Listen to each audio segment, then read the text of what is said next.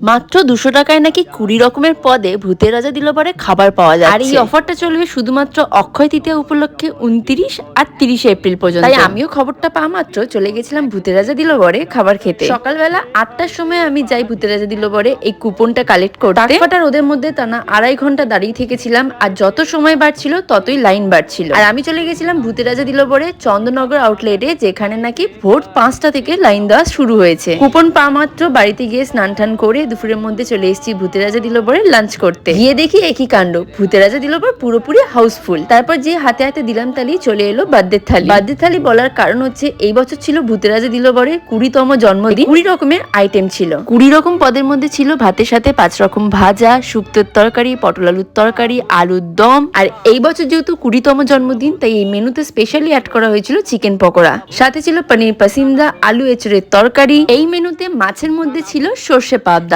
প্রত্যেকটা খাবারই ছিল ভীষণ টেস্টফুল। দাঁড়া এখানেই শেষ নয়, এই মেনু শো স্টপার ছিল হচ্ছে কচি পাটার ঝোল। এই 20 রকম আইটেমের মধ্যে আমার এই কচি পাটার ঝোলটা খেতে সব থেকে বেশি ভালো লেগেছে। আর আজকে যেন মনে হচ্ছিল আমারই জন্মদিন, কারণ ভুড়ি ভোজটা কিন্তু দুপুরবেলা জমিয়ে করেছি। এন্ড খাওয়া দাওয়া সব শেষে খেলাম চাটনি, পাঁপড়, মিষ্টি, আর সাথে ছিল নলেন গুড়ের পায়েস।